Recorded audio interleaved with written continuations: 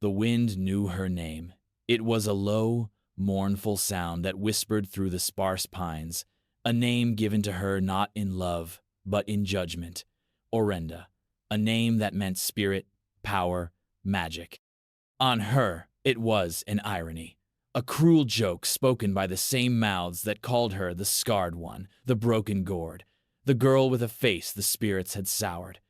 Her scar was not a simple line. It was a jagged tributary of raised, pale flesh that began at her temple and meandered across her cheek, pulling the corner of her eye into a permanent state of sorrowful witness. It was the mark of a forgotten day, a story twisted by time and fear until its truth was buried. To the people of the Red Creek, she was a walking omen, a vessel for misfortune. Her presence soured the hunt, withered the corn, and brought sickness to the lodges. She was a debt the world owed them, and today that debt would be paid. The council had decided. A blood price was owed to the stone-faced warrior from the north, Kalen of the Shadowed Mountain. A life for a life. But to send a warrior to his death was to invite war. To send a good woman was a waste. So they chose her. They chose the broken thing. It was a clever cruelty, a way to satisfy honor while discarding what they deemed worthless. She stood now, on the edge of the clearing, the collective gaze of her village a physical weight on her back. They had dressed her in a doeskin dress that was too large, its ceremonial beads feeling like stones against her skin. They had not braided her hair. They had left it loose, a sign of chaos, of untamed and unwanted things. The air was still, heavy with the coming transaction. A hawk circled high above, a silent, knowing eye in the vast, indifferent sky. Then a shift in the trees, a presence. He came not with the thunder of a war party, but with the silence of a stalking wolf, Kalen. He was taller than the stories told, broader in the shoulder. His face was a mask of hard plains and shadows, his eyes holding the flat, dark depth of a winter lake. He carried no trophy of war, only a long-handled axe that seemed an extension of his arm. He stopped before the elders, his gaze sweeping over them with a disinterest that was more insulting than any threat. The headman, his voice tight, gestured toward Orenda. "A gift," he said, the word catching in his throat. "To mend the rift between our peoples. A life to soothe a restless spirit." Kalen's eyes moved to her. Orenda braced herself for the inevitable sneer, the look of disgust that had been the mirror of her existence. She expected him to turn away, to demand a worthy price, to spill blood right here on this ground of false peace. Instead, he just looked. His gaze was not cruel, nor was it kind. It was unnervingly steady. It traveled the path of her scar, not with revulsion, but with a strange, calculating intensity, as if reading a map only he could understand. For a long, humming moment, the world held its breath. The hawk cried out, a sharp, piercing sound that broke the tension. Kalen gave a single, curt nod. He had accepted. A wave of relieved murmurs rippled through the villagers. They had rid themselves of their curse. They had saved their own skins. Kalen stepped toward her, his moccasins making no sound on the dry earth. Orenda flinched, her hands clenching into fists at her sides. He reached out, and she squeezed her eyes shut, waiting for the harsh grip, the shove, the beginning of her final humiliation. But his hand was not brutal. His fingers, calloused and strong, closed around her wrist with a firmness that was not violent but absolute. It was a touch that said, "You are mine now." It did not say what that meant. Without a backward glance at the people who had just sold her, he began to walk, pulling her gently but inexorably behind him, away from the only home she had ever known, a home that had never wanted her. She stumbled after him, a ghost being led into the wilderness by a man made of stone and shadow, the murmurs of her village fading behind them until the only sound was the sigh of the wind. whispering a name she was not sure she deserved. The journey north was a pilgrimage into silence. For days, the only language between them was the soft tread of their feet on pine needles, the snap of a twig under his weight, the rustle of the oversized dress against her legs. He moved with the predatory grace of the hunting cat, a creature utterly at home in the deep woods, while she followed like a captured bird, her heart a frantic drum against her ribs. She expected cruelty, a sudden burst of rage for some unknown transgression, a blow for stumbling on a loose rock. Each time she faltered, her breath would catch, her body tensing for the strike. But it never came. He would simply stop, his back a rigid wall of muscle, and wait without turning until she regained her footing. He never offered a hand, but he never showed impatience. It was a neutral state of existence that was, in its own way, more terrifying than outright malice. The world around them was vast and unforgiving. They climbed ridges that left her lungs burning, the jagged peaks of the distant mountains a constant, menacing promise of their destination. They crossed rivers where the current, cold and swift, tried to pull her under. During one such crossing, her foot slipped on a slick stone. The water surged over her, a roaring, icy shock. She gasped, flailing, the weight of the waterlogged dress dragging her down. Strong arms seized her, hauling her from the river with an almost casual strength. He deposited her on the far bank, sputtering and shivering, and went about building a fire without a word, his movements economical and precise. He stripped a piece of bark from a birch, shredded it into a waiting pile of dry kindling, and struck a spark from his flint. As the flames licked to life, he looked at her, soaked and trembling. He removed the heavy, dry cloak from his own shoulders and tossed it to her. It landed at her feet, a dark pool of wool. It was not an act of tenderness. It was an act of practicality. A dead offering was of no use to him. Still, it was the first warmth she had known in days that did not come from a distant sun. She watched him through the shimmering heat of the fire, trying to decipher the man from the legend. The stories told of Kalin the Blood Axe, the warrior who had single-handedly held the northern pass against a dozen raiders, a man whose rage was a fire that consumed all it touched. This man was quiet. He was meticulous. She watched him tend to a scrape on his own arm, with the same dispassionate focus he gave to sharpening his axe. She saw him pause mid-stride, his head cocked, listening to a language in the wind she could not hear. He noticed everything. The track of a deer hidden in the leaves, the subtle shift in the clouds, the way she favored her left foot after a long day's walk. He simply did not speak of it. On the fourth day, the sky turned the color of a fresh bruise. The air grew thick, pregnant with a storm. The trees began to sway and groan, their branches lashing like whips. A low rumble echoed from the mountains, growing steadily into a roar.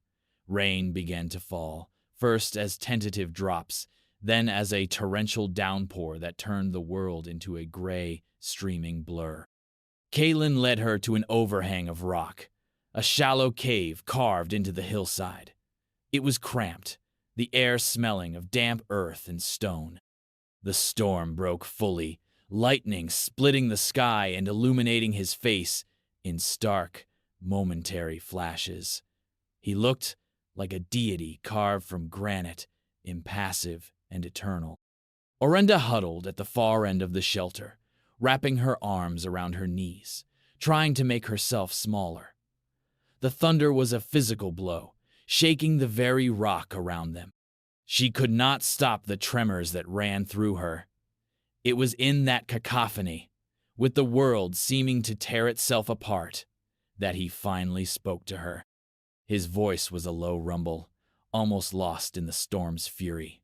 "The sky does not scream in anger," he said, his gaze fixed on the lashing rain beyond their shelter. "It weeps so the earth can drink."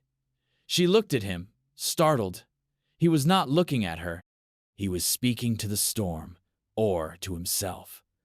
The words were not for her, yet they landed in the quiet, frightened space inside her. They were strange, poetic, and utterly unexpected. For the first time, she felt a flicker of something other than fear. It was a fragile, uncertain thing, as fleeting as the lightning that lit his face. It was curiosity. The storm raged on, but inside the small cave, the silence that returned was different. It was no longer empty. It held the echo of his words. His home was not what she had imagined. There was no great lodge filled with the spoils of war, no stockade bristling with spears. He led her out of the thick forest and into a clearing that bordered a lake. The water was the color of obsidian, perfectly still, mirroring the snow-dusted peak of the mountain that rose behind it like a silent guardian. In the center of the clearing sat a cabin.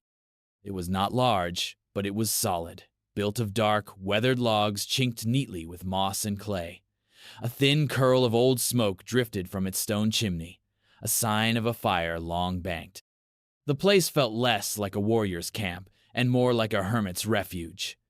It was a landscape of solitude, stark and beautiful, and profoundly lonely. It suited him.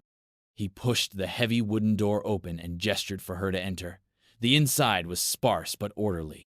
A single large room held a hearth of river stones, a sturdy table with 2 stools, and a bed built into the far wall, piled with thick furs. The air smelled of wood smoke, pine, and something else, the clean, sharp scent of dried herbs. Every object had its place. Tools hung neatly on the wall. Cooking pots were scrubbed clean. A stack of firewood was piled high and straight. This was the home of a man who lived by discipline and purpose. Orenda stood awkwardly in the center of the room, a misplaced object in his ordered world. He pointed to a small, curtained alcove she hadn't noticed. "There," he said. It was not a command, but a statement of fact. She pulled back the heavy hide curtain. Behind it was a small cot, a simple mattress of woven reeds, and a single wool blanket. It was a space for her. Separate, contained. He had brought her into his home, but he had also drawn a clear boundary. She was here, but she was not with him. In the days that followed, a new kind of silence settled. It was not the tense, expectant silence of the journey, but a deep, resonant quiet, broken only by the crackle of the fire or the cry of a loon from the lake. Kalen moved through his routines with the unthinking rhythm of long habit. He would rise before the sun, disappear into the forest, and return hours later with game or fish. He would work outside, tanning hides or carving a new handle for a tool, his movements patient and deliberate. He never told her what to do. He never gave her orders or assigned her chores. He simply ignored her. At first, Orenda did nothing. She stayed on her cot, hidden behind the curtain, listening to the sounds of his life unfolding just feet away. She was a ghost in his house, waiting for a purpose, waiting for the other shoe to drop. But hunger was a persistent master, and the gnawing emptiness in her belly eventually drove her out. While he was gone one afternoon, she found the stores of dried corn and beans. Her hands, clumsy from disuse, ground the corn into rough meal. She mixed it with water and cooked small, flat cakes on a hot stone by the fire. When he returned, he saw the cakes cooling on the hearth. He looked at them, then at her, his face unreadable. He took one, ate it in 3 bites, and gave a small, almost imperceptible nod. It was not praise, but it was acknowledgement. From that small act, a routine began to form, unspoken and unnegotiated. She would rise after he left and tend to the domestic world of the cabin. She swept the floor with a birch branch broom. She mended a tear in one of his tunics With thread she spun from nettle fibers, her stitches small and even. She learned the rhythms of the fire, banking it at night and coaxing it to life in the gray dawn. These tasks were not servitude, they were an anchor. They were a way to fill the vast, silent hours, a way to claim a small corner of this world for herself. He would return and wordlessly accept the small comfort she provided. The warm meal, the mended cloth, the swept hearth. He ate the food she cooked and slept under the furs she aired in the sun. They were two solitary creatures orbiting each other in a shared space, their paths crossing without touching.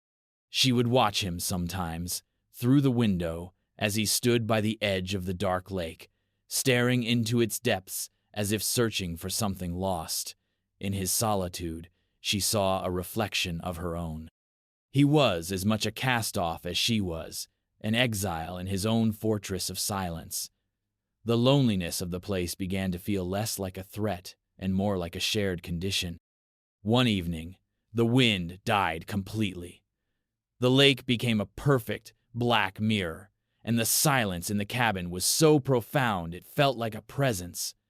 The fire cast long, dancing shadows on the walls. Orenda sat on a stool by the hearth, her hands idle in her lap. The warmth of the flames fell on her face, and without thinking, she raised a hand and traced the familiar, hated geography of her scar. It was a habit born of loneliness, a way of touching the wound that defined her. The raised skin was slick and cool beneath her fingertips, a river of old pain.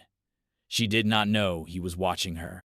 He was so still, so silent in the shadows on the other side of the hearth that she had forgotten he was there.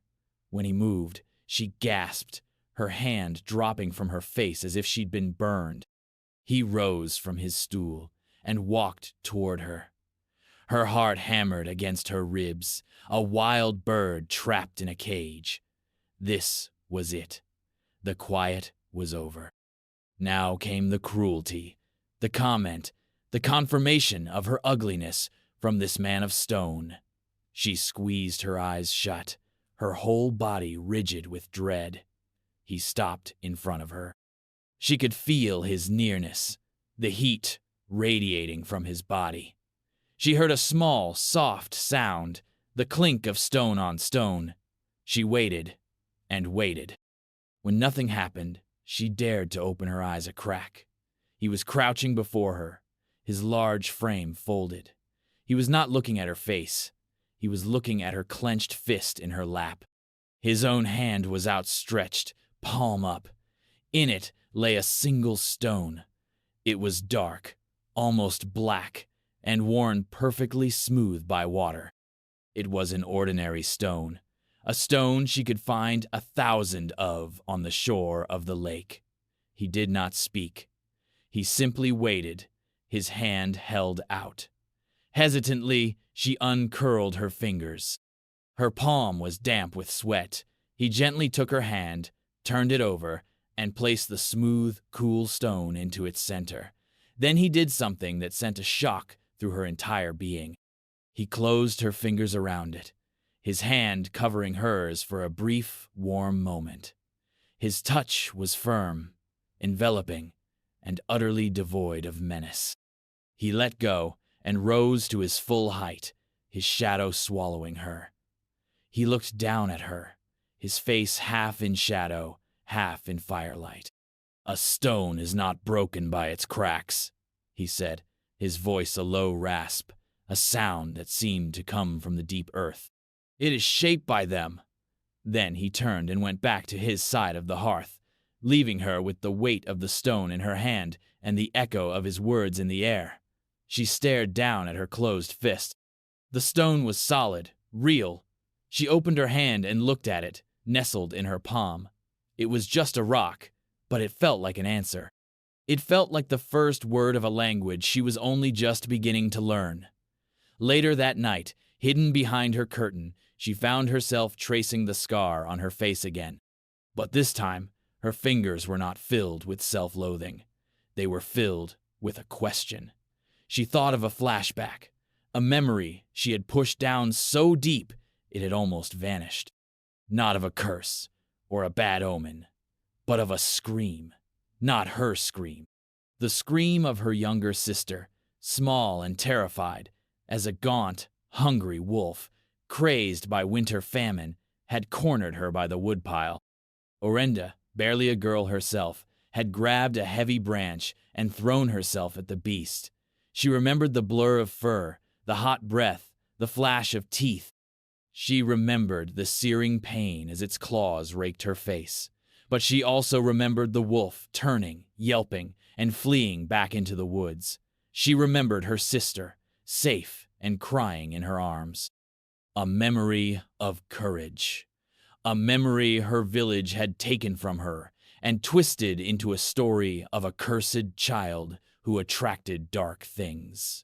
They had punished her for her bravery, scarred her twice over. She clutched the smooth, dark stone in her hand, its coolness a balm against her skin. A stone is not broken by its cracks. It is shaped by them. A single, hot tear, the first she had shed in years, escaped her eye and traced a new, wet path down her cheek, following the old, dry riverbed of her scar. The stone marked a shift, a subtle turning of the tide. The silence in the cabin remained, but its texture changed. It was no longer a void, but a space of quiet observation. Kaelin began to draw her out of the cabin, not with commands, but with actions. One morning, instead of leaving alone, he stood by the door and waited, his gaze on her. It was a silent invitation. Hesitantly, she pulled on her moccasins and followed him out into the crisp morning air. He did not lead her on a hunt. Instead, he led her along the edge of the forest, his pace slow, his eyes scanning the ground. He would stop, point to a plant with a cluster of unassuming green leaves. "This one," he said, his voice low and instructive, "for fever." He would show her how to dig the root without killing the plant. A few paces later, he pointed to a feathery moss growing on the north side of a tree. "For dressing wounds, it drinks the blood." He was not teaching her chores. He was teaching her the language of the earth. He taught her which berries were sweet and which would knot her stomach in pain. He showed her how to find the trail of a rabbit, not just by its tracks, but by the way the grass was bent, the way a twig was broken. He was giving her knowledge. He was giving her survival. This was his currency, his form of care. It was a gift more profound than any gentle word or soft touch could ever be. He was arming her. He was showing her how to be strong, not in spite of her past, but because of it. Her mind, long dormant and dulled by grief, began to awaken. She was a quick study. She had a keen eye for detail, a memory for the shape of leaves and the feel of bark. She learned to move as he did, with a quietness that became a part of her. The forest, once a place of fear, became a place of discovery. She learned to read the sky for weather, to understand the calls of the birds. She felt a new kind of power growing within her, a competence that had nothing to do with her face or her history. It was a strength rooted in the earth beneath her feet. One afternoon, he took her to a high ridge overlooking the valley. The world stretched out below them, a tapestry of green and gold. He taught her how to read the stars, not just as distant points of light, but as a map, a clock, a calendar. He pointed out the hunter, the great bear, the path of the spirit road across the night sky. "They do not wander," he said, his voice softer in the twilight. "They know their place. If you are lost, they will show you the way home." Orenda looked from the stars back to his face, illuminated by the rising moon. She realized he was not just talking about being lost in the woods. He was giving her an anchor, a fixed point in a world that had always felt chaotic and uncertain. He was telling her that even in the deepest darkness, there was a pattern, a guide. As her knowledge of the wild grew, So did her confidence. She began to speak more, not in long conversations, but in questions. Why does this flower only grow near the water? How can you tell the age of a track? He would answer her with a patience she never would have expected, his explanations simple, direct, and profound.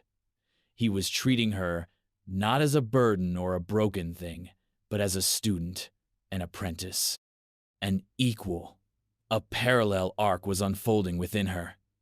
As she learned to navigate the external landscape of the forest and mountains, she was also learning to navigate the internal landscape of her own soul. The tangled wilderness of her grief and fear began to feel less threatening. She could now see paths through it, recognize the landmarks of her own resilience. She started to hold her head higher. The downward pull of her scar seemed to have less power over her posture. The sorrowful witness in her eye was slowly being replaced by a keen, observant light. She was becoming a woman of the mountains, shaped by the stone and the wind, and the quiet, steady tutelage of the man who had bought her. The peace of their isolated world was bound to be broken. It came in the form of 3 hunters from her old village. They had strayed far from their usual grounds, their hunger making them bold. They came upon the cabin by the lake and saw it as a place of plenty, a place to take what they needed. They saw Orenda first. She was by the lake's edge, gathering reeds for weaving, her back to them. They recognized the fall of her dark hair, the shape of her shoulders, but when she turned, they faltered. This was not the downcast, shuffling creature they had cast out. This woman stood tall, her gaze direct, unafraid. Her face held the familiar scar, but it was set in a countenance of calm self-possession that they did not recognize. One of the men, a brute named Jocko, who had often led the taunts against her, sneered. "Look what the wolf dragged in," he said, his voice loud and contemptuous. "The great warrior's pet. Does he make you howl at the moon, Scarface?" The other 2 laughed, a harsh, ugly sound that echoed across the still water. Orenda did not flinch. She did not look away. She simply held their gaze, the bundle of reeds clutched in her hand. The skills Kaelin had taught her were not just about finding herbs. They were about finding her own center, her own ground. She stood on it now, unmoving. "You are far from your lands," she said, her voice even and clear. It was not the whisper they remembered. It was the voice of a woman who knew her place. Jacko took a step forward, his hand on the knife at his belt. "This is a warrior's land now, and you are his property. Maybe he shares what is his." His eyes were filled with a greasy sort of appraisal that made her skin crawl, but she did not let the fear show. She had faced a wolf once. These men were just scavenging dogs. At that moment, a shadow detached itself from the deeper shadows of the forest. Kaelin appeared. He made no sound, but his presence was a thunderclap. He did not have his axe, only the hunting knife at his hip, but he needed no weapon. His stillness was more menacing than any war cry. The hunters froze, their laughter dying in their throats. Jocko's hand fell away from his knife. Kaelin's eyes, flat and dark as the lake behind him, moved from the hunters to Orenda. It was a quick, assessing glance. "Are you harmed?" it asked. She gave a barely perceptible shake of her head. "No." His gaze then settled on Jocko. He did not speak. He did not need to. His silence was an indictment, a judgment, a promise of violence so absolute it was sickening. The air grew thick and cold. The bravado drained from Jocko's face, replaced by a primal fear. He was a village bully. This was a true predator. He had seen the aftermath of Kaelin's rage before, etched in the stories of his elders. After a long, terrifying moment, Kaelin spoke, his voice a low growl that was barely human. "Leave." It was a single word, spoken with the finality of a closing grave. The men scrambled backward, tripping over themselves in their haste to obey. They turned and fled, crashing through the underbrush like panicked deer, the sound of their retreat loud in the suddenly quiet clearing. Kalen watched them go, his body taut as a drawn bowstring. Only when their sounds had faded completely did he relax. He turned to Orenda. He did not offer comfort or ask for an explanation. He walked to where she stood, bent down, and picked up a few of the reeds she had dropped. He placed them back in her hand. His fingers brushed against hers. It was a small, simple gesture, but it spoke volumes. He had not defended her honor like a possessive male. He had not flown into a rage and killed them for their insults. He had protected her peace. He had defended the sanctuary they had built together. In his restraint, he had shown her more respect than any act of vengeance could have. He saw her not as property to be fought over, but as a partner in the quiet life he had chosen. His gaze met hers, and in it, she saw a flicker of something she could only describe as pride. The incident with the hunter settled something between them.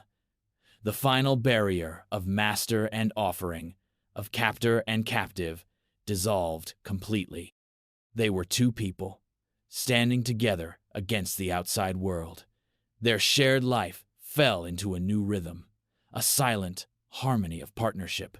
They worked together now, not just in their separate spheres, but side by side. When he brought back a deer, she worked alongside him to skin and butcher it, her movements sure and practiced. When she found a patch of late-season berries, he helped her harvest them, his large hands surprisingly gentle as they plucked the delicate fruit. Their communication was still sparse, a language of gestures, shared glances, and short, purposeful phrases, but it was a language they both understood perfectly. An evening came when the first hint of winter was in the air, a sharp bite that promised snow. He returned from the woods as dusk was falling. He came to her where she sat by the fire, weaving a basket from the reeds she had gathered. He held out his hand. Lying on his calloused palm was a single, perfect hawk feather. It was long and gray, barred with streaks of black, its edge sharp and clean. "It fell," he said simply. He placed it in her outstretched hand. The feather was light, almost weightless, but it felt as significant as the stone he had given her. She ran her thumb along its smooth vein. "It fell," Kalen repeated, his voice quiet. "But it did not break. It learned to use the wind." She looked up at him, understanding the metaphor instantly. It was his poetry, his way of speaking about resilience, about adapting, about finding grace in the midst of a fall. It was his way of telling her what he saw when he looked at her. She took the feather and carefully, reverently, wove it into the rim of the basket she was making. It was a mark of beauty, a symbol of her transformation. A small, tentative smile touched her lips. It was a new feeling, this blossoming of quiet joy. It felt foreign and wonderful, and as she smiled, she saw an answering flicker in his own expression. It was not quite a smile, but a softening around his eyes, a relaxation of the hard line of his mouth. It was the first time she had seen anything resembling pleasure on his face. The ugliness she had carried for so long became a distant memory, a story about someone else. Kalen never spoke of her scar. He never alluded to it, never treated it as something to be ignored or overcome. It was simply a part of her, like the color of her eyes, or the way she hummed softly when she was focused on a task. His acceptance was so complete that she began to accept it herself. It was no longer a mark of shame.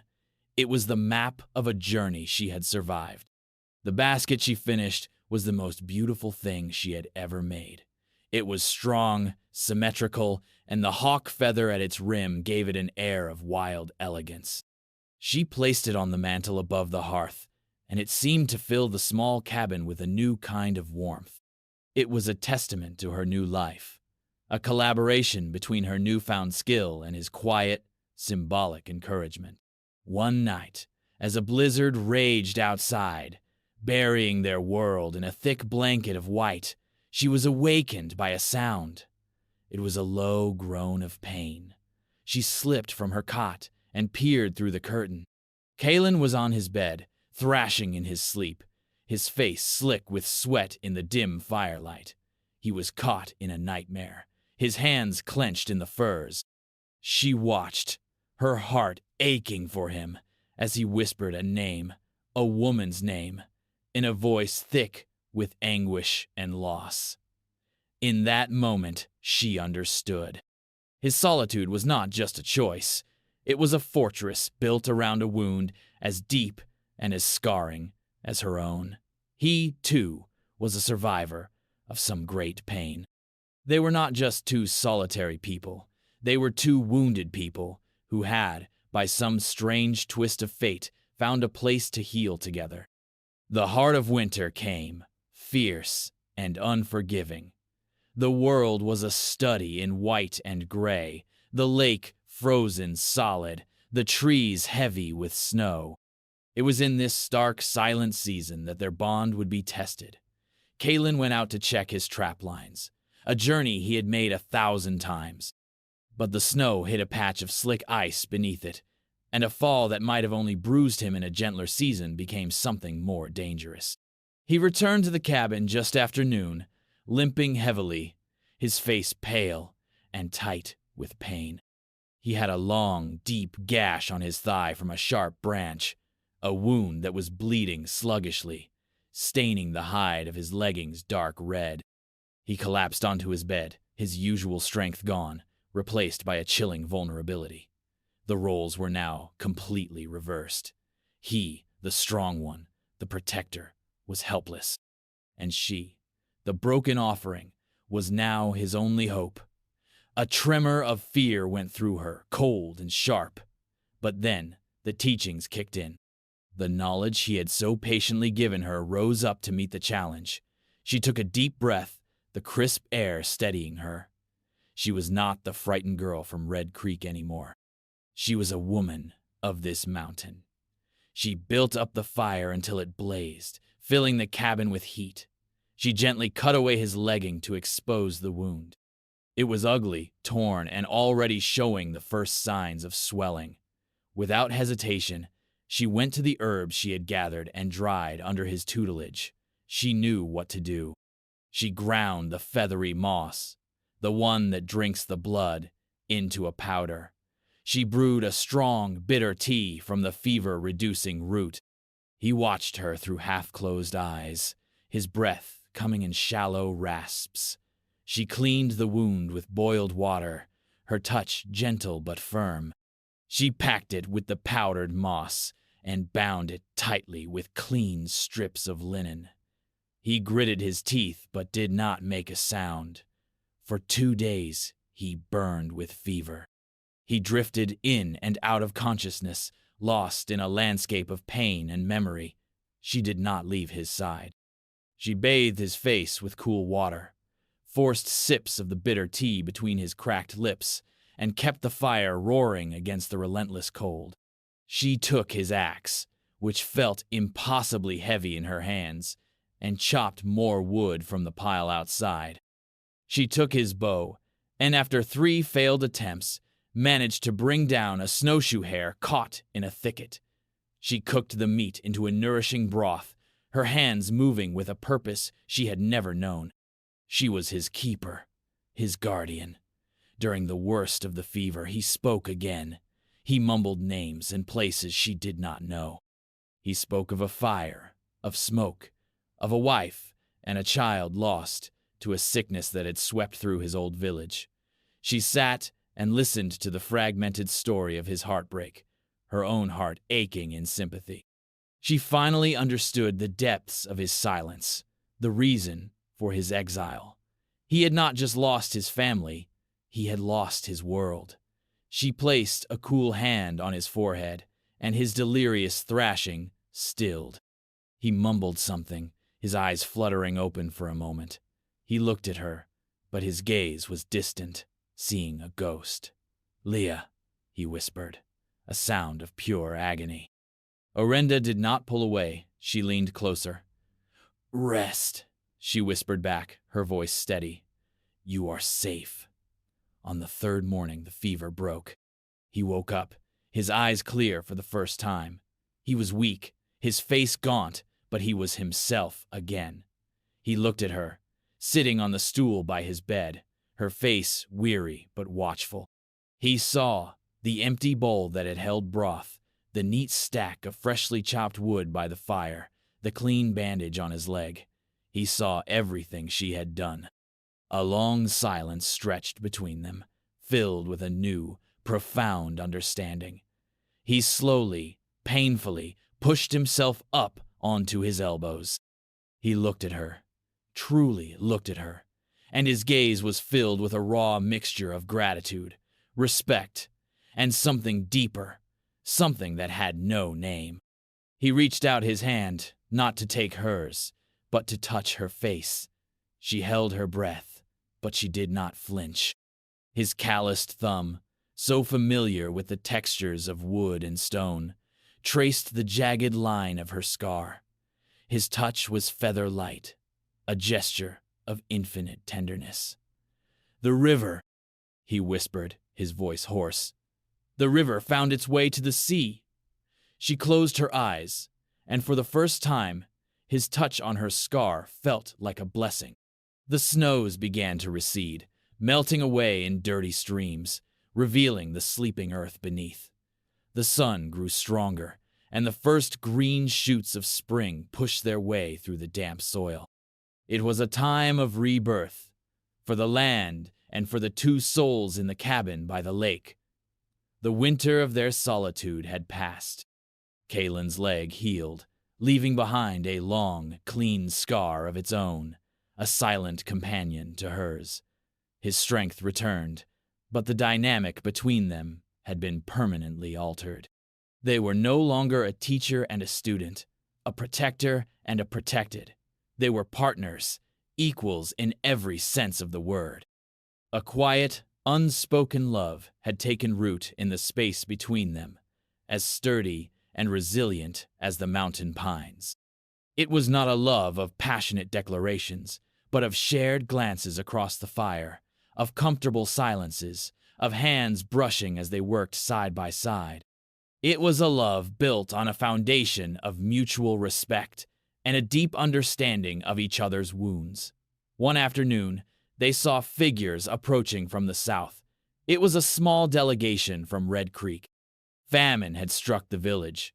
A brutal winter and a poor hunt had left their stores empty. Driven by desperation, the elders had come to beg for aid from the fearsome warrior they had once tried to appease with a broken gift. They stopped at the edge of the clearing, their faces gaunt, their eyes filled with a mixture of fear and shame. They saw Kalen standing before his cabin, tall and imposing as ever. And beside him, they saw Orenda. The sight of her struck them silent. This was not the girl they had cast out. Her hair was neatly braided, woven with a single hawk feather. She wore a well-made doeskin dress that fit her perfectly. She stood with a quiet confidence that seemed to radiate from her, her head held high. When her gaze fell upon them, it was not with anger or triumph, but with a calm, unnerving neutrality. Her scar caught the afternoon light, but it no longer looked like a mark of misfortune. It looked like a line of silver, a mark of distinction. The headman, the same man who had announced her fate months ago, stepped forward, his eyes fixed on the ground. "Kalen, of the Shadowed Mountain," he began, his voice strained. "Our people are starving. We come to you." His voice trailed off as Kalen held up a hand, silencing him. Kalen did not look at the elder. He looked at Orenda. He was leaving the decision to her. This was her past. This was her moment. The power was now entirely in her hands. Orenda looked at the faces of the people who had scorned her, who had used her as a scapegoat for their own fears. She saw no remorse in their eyes, only the desperation of hungry bellies. She remembered the taunts, the isolation, the profound loneliness. A flicker of old bitterness rose in her, hot and sharp. She could turn them away. She could let them suffer as she had suffered. It would be justice. She met Kalen's eyes. His expression was steady, supportive. Whatever she chose, he would stand by her. She looked back at her former people, at their thin faces and ragged clothes.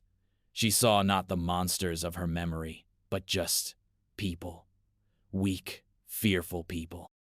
She thought of the stone in her pouch, the feather in her basket. A stone is shaped by its cracks. A feather learns to use the wind. Holding on to hatred would be an anchor, not a wing. She gave a single sharp nod toward the cabin.